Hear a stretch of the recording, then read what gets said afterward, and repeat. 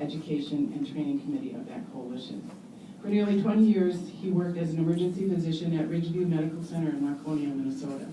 There, he developed a position for a family violence services coordinator and developed new screening tools for use in healthcare settings. He represented the MMA on the American Medical Association National Advisory Council on Violence and Abuse and served as the chair of that council from 2001 to 2006. He is a founding member of the board of directors of the Academy on Violence and Abuse and has served as their president and as board chair. He retired from clinical practice at the end of 2011. However, he continues to work to find more effective ways to serve the needs of all patients impacted by violence, abuse, or other traumatic events. His passion is in advancing the understanding of the link between adverse life experiences and the long-term health consequences, both for healthcare providers who lack the knowledge and for patients who too often feel abandoned by a healthcare system that doesn't know what to do with them. Along with being the chair of the Minnesota Alliance Against Violence, he is participating in a project through Minnesota Communities Caring for Children, Prevent Child Abuse Minnesota, to train community resilience coaches. He has worked with the Minnesota Department of Health in their Injury and Violence Prevention Unit. He now works as an independent consultant and speaker on various issues related to violence and abuse identification, response, prevention, and resiliency. Dr. McCullough.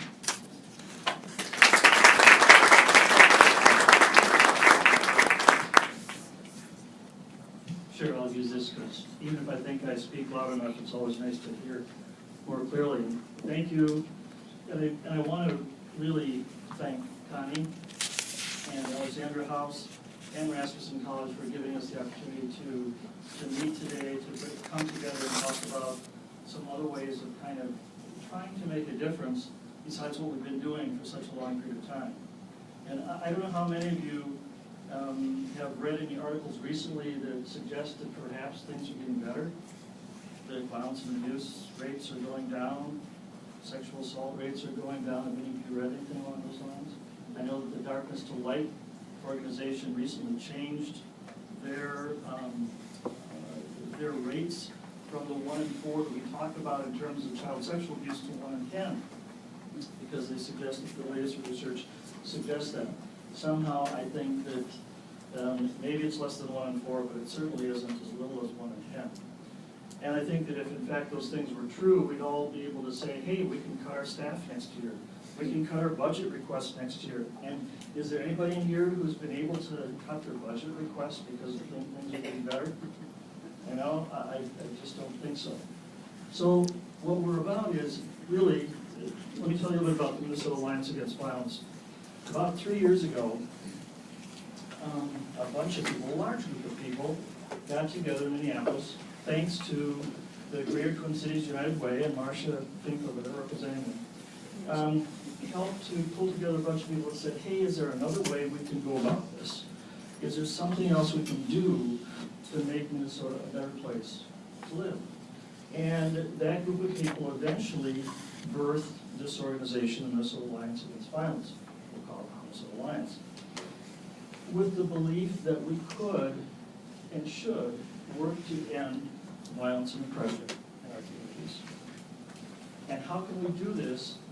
Can we get together in a different way? So that group looked at trying to define things a little different. What could we do in terms of systems change? What could we do in terms of helping to promote research, education, public awareness, and so on? Rather than just continuing to say, okay, we got to work to stop domestic abuse, we got to work to stop child abuse and elder abuse and everything else, we said, how can we relook at this a little bit, kind of going across every section, and really work within communities to make communities safer, giving people a sense of hope, and so on. So we had this grandiose vision of making Minnesota a healthy, violence-free, oppression-free state. And of course, it's a wonderful vision, but then of course, like everybody else, the money is sort of lacking to be able to do that. So we decided we were going to pick one piece and work on something little, but could have a huge impact. And that is through our public awareness and public responsibility efforts, and realizing that we all have a responsibility to make a difference, and we came across the project called Connect.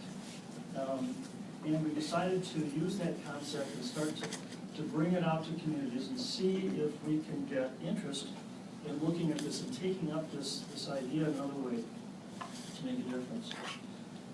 And this brings me to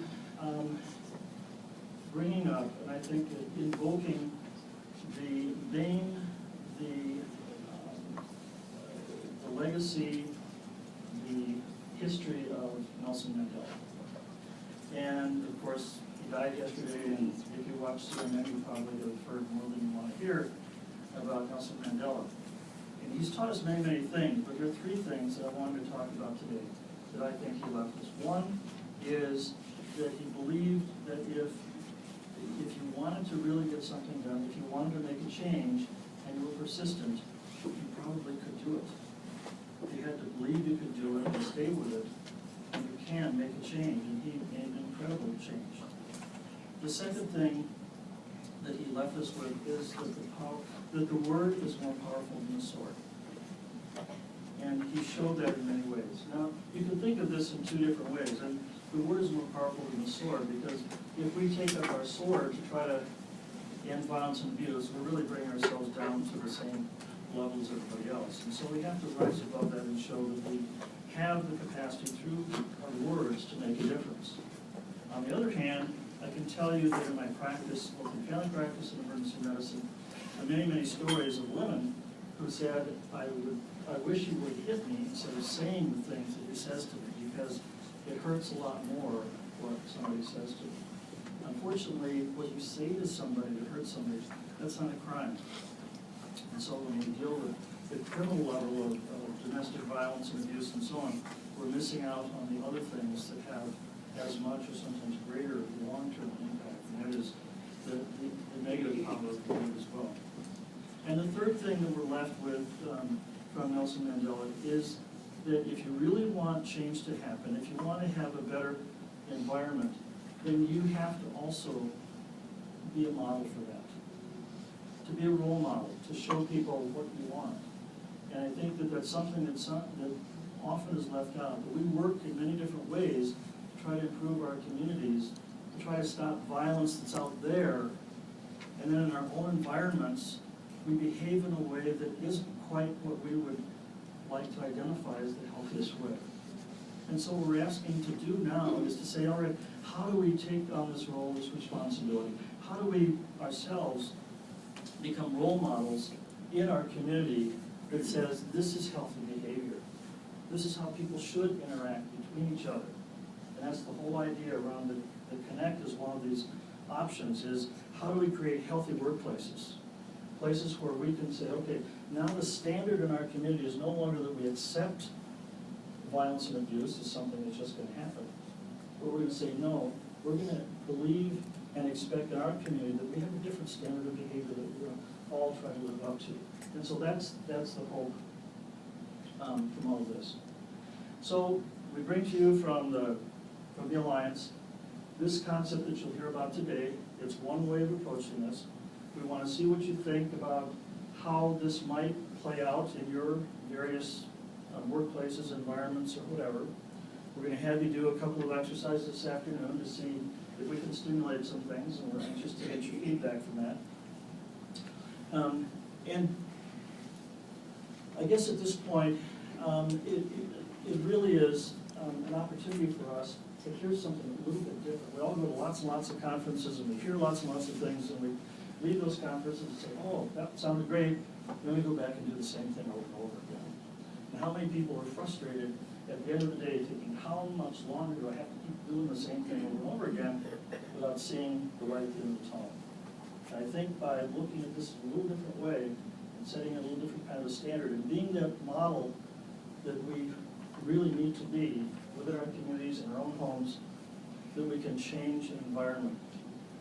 I'll leave you with one little story, which is a story about from centuries ago, a little fishing village on the border of the sea. And this fishing village, fishing was everything. And so when the fishermen back then, they called women home, nursing their babies, they would go out and they always knew that there was a certain percentage of people that didn't come back when they would go out in their boats. And they decided this was just something they accepted, that they would lose a certain percentage of people every time they went out. Now sometimes one of the fishermen would come back and dead or whatever and say, you know, it's just really rough out there. We run into these rocks and other things. Some boats would come floating back with holes in them, and they realized that there were some things in that environment that were very harsh, that were high risk for them to not make it back. So the committee decided, how are we going to do something about this? Well, they saw the holes in the boat and they figured that the water was coming in, and so they sunk. So they started sending out extra people in the boats to start bailing the water out. Said, okay, if water's coming in, the quickest fix we can do right now is to send somebody else out and bail the water out of the boat when it's coming in so the other people can continue their work. Well, that helped a little bit, but it didn't solve the problem. So then they said, well, we really need to patch the holes because we can't keep bailing the water out all the time. So then they developed a patch kit. So they go out, and if they get a hole, they quickly patch at that hole, but then there'd be another hole and another hole. So they have to keep patching. So they said, you know, maybe we need to make the boats a little stronger, more resilient. So they came up with a new material. They found some other wood, stronger wood, and they made the boats better. And that helped. But it still didn't stop the problem until they finally said, you know, I guess we have to invest in really changing the environment, changing where our boats are sailing. We need to go out and do something, either chart a course that's safer for people, or to get rid of some of those rocks or boulders or whatever and move them so it's no longer a risk of people going out. And when they finally decided to make that investment, as much as it took away from the fishing for a while because they had to go out and work on this, they changed the environment. And that's what we're talking about now, is how do we change the environment in which we all work? Can we do this another way? There are many different ways of approaching the problem, but this is another one, to go back a little bit further upstream and make a difference. So, I'd like to introduce you at this point to Pat Wagner. She is founder and president of On Track for Life. And she is project manager, director, coordinator, all those things, whatever she needs to be, for the Minnesota Alliance. She's been working with us for a while, and I have found her to be a kindred spirit and a great person to work with. She's going to tell you a little bit more about this concept and what we do throughout the day, and I'll just leave it there. There you go. Thank you, Dan. Dave, when you were sharing that we have some activities for the afternoon, I saw a couple people go, afternoon? Afternoon? That's perfect. I saw it. I just want to share first a little bit about the flow of the day. And as this isn't conducive, you know, for this room, so what I'll be doing is turning side to side and saying it a couple times. But the agenda, which is not hard copy, it's up here, saving paper, but also to drive those of you left-brainers, logical thinkers, nuts. Welcome, it's happened. Setting the stage, Dave, thank you. Thank you very much for that. I'm going to spend just a few moments talking about engagement overview, some theory behind it, and a couple models, with Connect being one of those. And then it will be that Schroeder, on behalf of Anna Marie, will be sharing for about an hour. So I'm starting now, left-brainers, thinkers, 60 minutes where that will happen. And then we'll take a break. Restrooms, if you haven't found them, are down the hall that way. And then, not in the afternoon, but after Deb's presentation, we are going to be breaking into small groups. Because when we are really wanting to learn something, we could talk and talk and talk, or you have presenters talk and talk, but it's from each other and from finding out and figuring out where you stand on some things. And the engagement piece of talking to one another that we really learn from experiential kind of pieces. So that's where the afternoon will be. The end time, oops, not down there yet. Last, we're going to just end with some takeaways. Dave will kind of bring a summary. Did you like how I gave that to you, Dave? Bring a summary of the day together, this morning that we're spending together, and just we'll be asking for some evaluations as well. We are looking to be ending between 12:30 and 1, just so we can breathe with that. And the reason I wanted to bring up that I put the agenda up here, left brain, right brain, as we all know, people process information differently. So this is my simple way of just saying we process differently, and we need to honor that. We need to honor the fact that we each have masters in life experiences from different walks of life. So no matter where we bring, or where you bring what comes up from today for you, is when we are interacting with people, to keep in mind, we absolutely think and process differently. So loud. I want to talk about phases of engagement. Just phases of engagement for when change can happen. These phases of agreement, you'll have to forgive me. I'm one of these people who needs space. This chair is driving me nuts.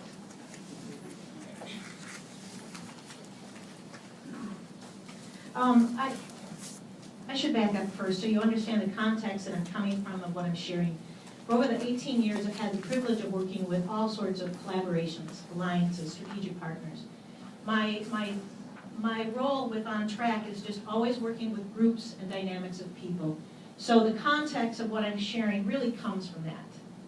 And so in terms of these phases of engagement, it comes from late Robert. Robert just passed away this year, excellent resource, Robert Greenbaum out of Boston area. He worked with a lot of international companies on marketing. He also worked with a lot of nonprofits on marketing. When we talk about public awareness, that is marketing.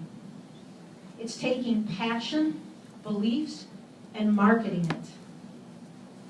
It's taking the first phase, which is awareness. It's just helping people become aware. All of you, or the majority of you in this room, have high awareness. What we're talking about is a passion of yours.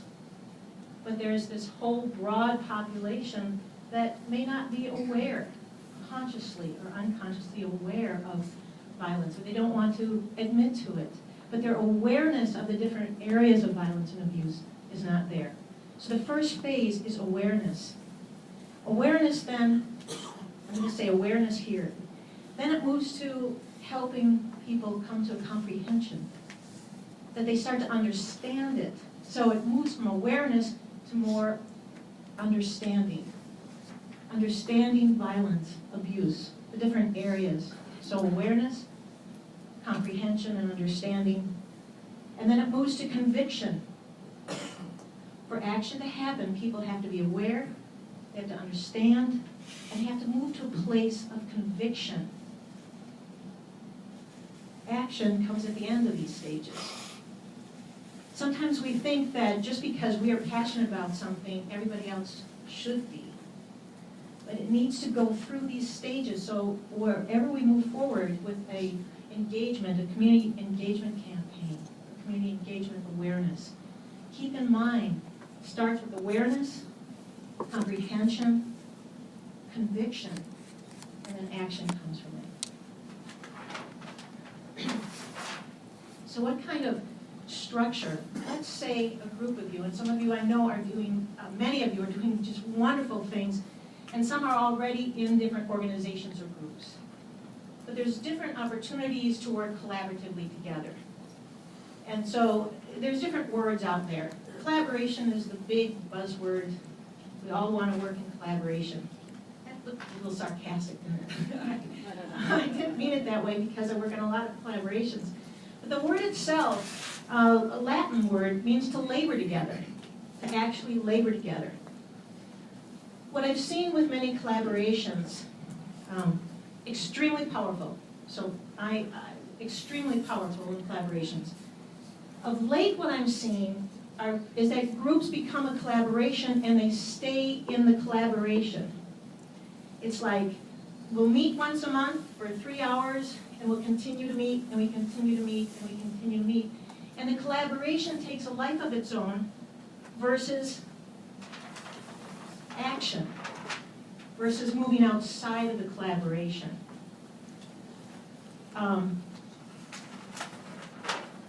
So the piece in terms of working together jointly, or again, to labor together. It's extremely important with collaborations. What happens is that piece about roles and responsibilities, so that you actually, whoever is at the table is actually laboring together. So we know what your responsibility is, or your responsibility, that it's not just showing up once a month for 3 hours. Big difference.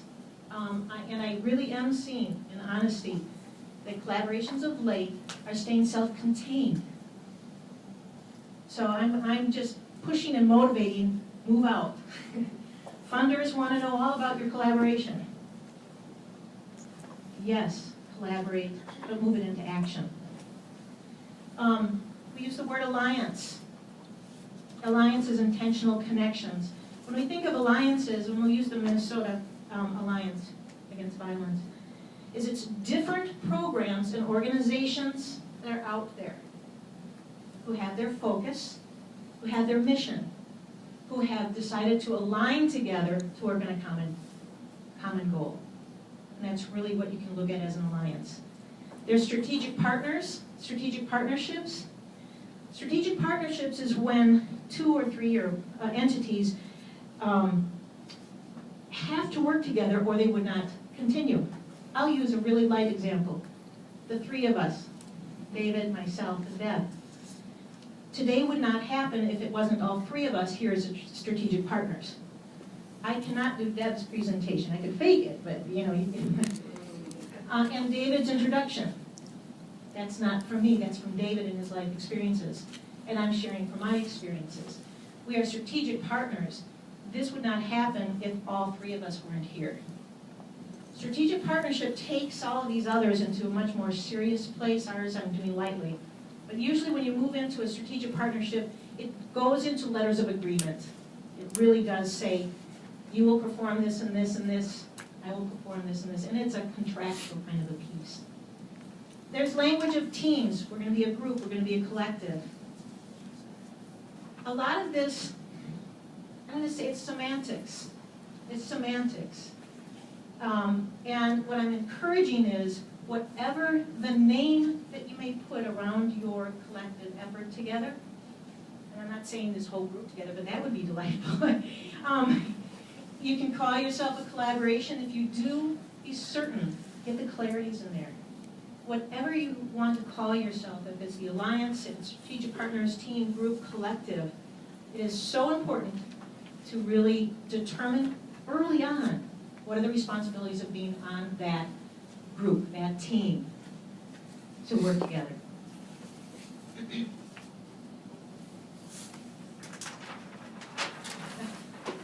And this is my little squiggly.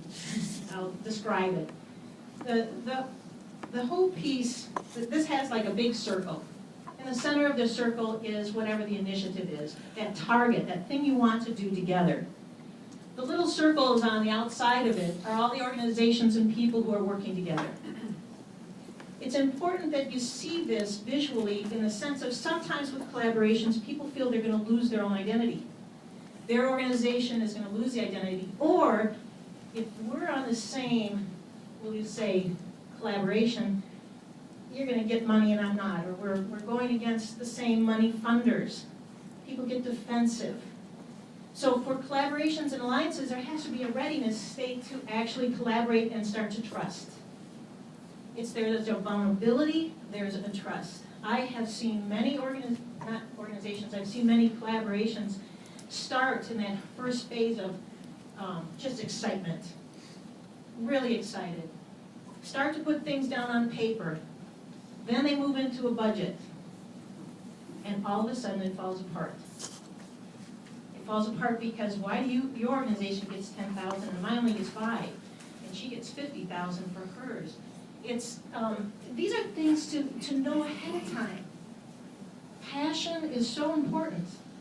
But with these kind of things, for groups to move forward together, there has to be the opportunity to have candid conversations early. To really talk about funding early. Otherwise, I mean, when we really, just candidly from my heart and my head, we only have so much time in the day. We only have so much energy. And when we get into groups and start working with a collaboration, it is so important that we have open conversations early.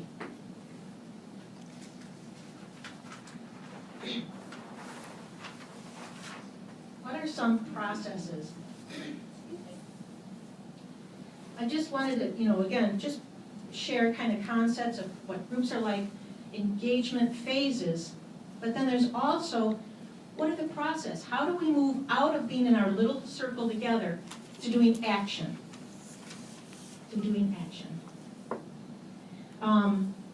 Today, one of these models you're going to hear about, which is Connect. The focus is on the development of healthy relationships and has a curriculum that you will be focusing on. Because of it, over 450, I think it's more than that, individuals in the St. Cloud area at various businesses and so forth have received this training. So this is a model that has been out there and works into moving into action. There's another model out there. Has anyone heard of Art of Hosting? I have not gone through the training.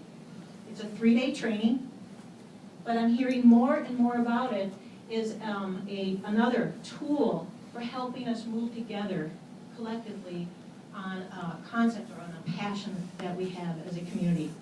We'll have some information on the table in that hallway, so those of you who are interested in it, again, talking about how a community organically learns skill set to move passion and collective ideas and thoughts into action steps. There's another tool we want to have you be aware of, and actually it was Dave and Connie who made me aware of a book. Trying hard is not good enough. So those left-brainers, otherwise it will be up here on the flip chart for the rest of you, but trying hard is not good enough. The author's name is Mark Friedman. This book is filled with action steps. His whole piece is to move fast, to have clarity, and he brings a tremendous amount of tools. One of the pieces that really struck for me was he talked about the importance for any community engagement. It needs to have a combination of passion and discipline. And I have seen this, and when he's referring to discipline, he's saying you can have all the passion in the world, but unless we start stepping towards something, it doesn't happen. I had the privilege of working with a small nonprofit. This was quite a few years ago, and we were doing strategic planning. And of course, at first day, we have all the stickies, all around the entire room. When you lay out the question, if money wasn't an issue or time wasn't an issue, what would you do? So this room was filled with all these stickies, and the board and some of the other people that they had invited. At the end of the day, I could see their eyes, their body language starting to get heavier and heavier and heavier, because the walls were filled with passion, absolutely filled with passion. Fortunately, they all came back the next day, and we paused, and we looked at all of it, and I said, all right, choose 3. Choose 3 of these stickies. Just choose 3. We need to just start someplace. And that's hard. That is so hard when we have such deep passion about some things. But it's a matter, and David, you had said this earlier, it's just to start. Start with 1, start with 2. So excellent resources. This other one that I wrote down, you will not find it anywhere. This is a word I made up. Interconnectivity, if you can say that a few times, interconnectivity bridging. And what I'm referring to there is there are many things going on that are good. It's bridging some of those. Can we work together? We are interconnected. Can we build some bridges that will enhance the impact, the ripple effect? The ripple effect. So there's that. I also put up a question mark. Some of you may have a different model of how to engage community, or something will be created. I really want to encourage allowing yourselves, when you're in a group, to say, we don't have to do it this way or this way or this way or this way. These are great tools. But you may come up and go, Mark might just come out and say, what if we did this? And you all pause who are in that group and you go, that's just perfect. I'm really encouraging that you honor that pausing and go, is there another way to do it? Or to take bits and pieces of these other tools. Every situation is different. And it's different because of the different energies and the life experiences of people who are leading it. So these, again, are just certain models to move forward in a process. The other piece I want to say that I've learned is it's an issue of readiness state. Readiness state is so important. And it's the readiness state of everyone in the gathering. Many people, or some people will say, I am so ready, yes, let's meet, and absolutely. And it's coming out of my mouth.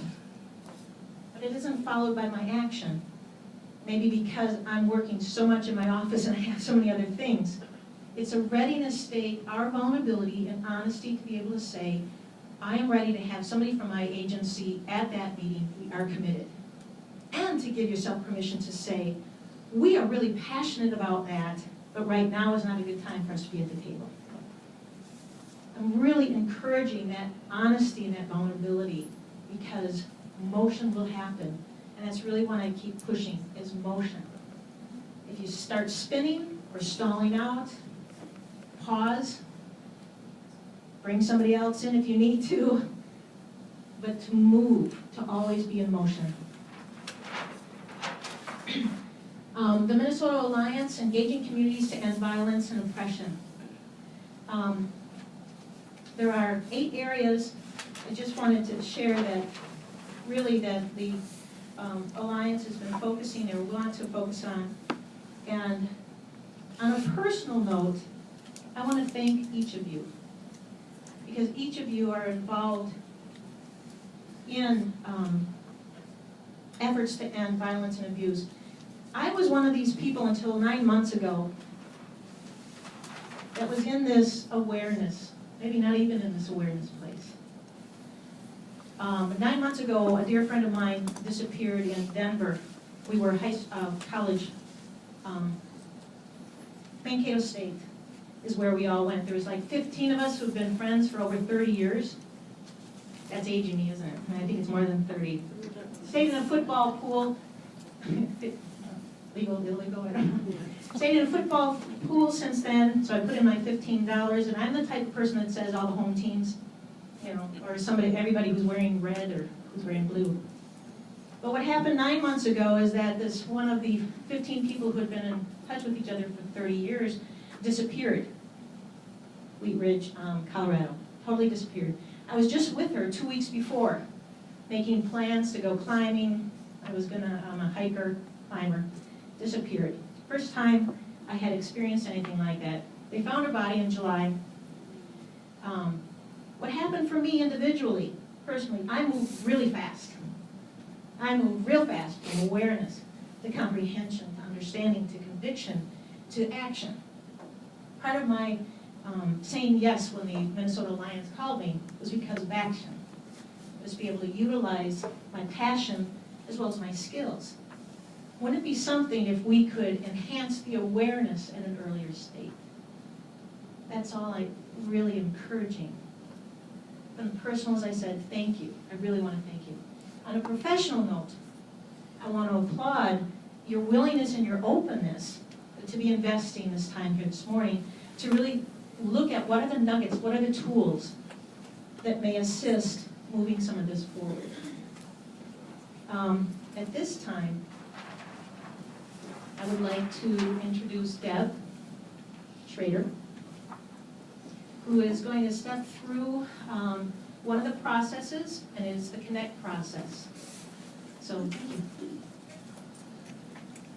You should go back to those 8 principles. Is that in here? The 8 principles. It was bullying. Something. Good morning, everyone. I think I finally woke up. The caffeine kicked in. So, welcome so much. Today I'm just going to be going over the Connect, growing a healthy relationship community. A little bit about me. The first thing you need to know is that I was an adorable child. This is the first and last good picture that was ever taken. So, several years ago, we were cleaning out my mom and dad's house and came across this box and amazing, just, anyway, I am a student, well, I graduated from St. Cloud State University in speech communications. I've lived in Oregon, I've lived in St. Cloud, I've lived in St. Joseph, and I am now living with my husband and 5 cats in my home that I grew up in. And so it's kind of a full circle sort of thing with me. I began with Anna Marie's Alliance back in the year 2000. I've been with them 13 years and 5 months. I want to retire in a couple of years. I haven't decided when I'm going to do the countdown yet, but it'll start soon. And over the years, I was hired to do their community education, okay, and their marketing. And then pretty soon it was like, we've got a couple, 2, 3, 4 programs we'd like you to supervise. And those have come and gone, and pretty soon, it was around the year 2005 or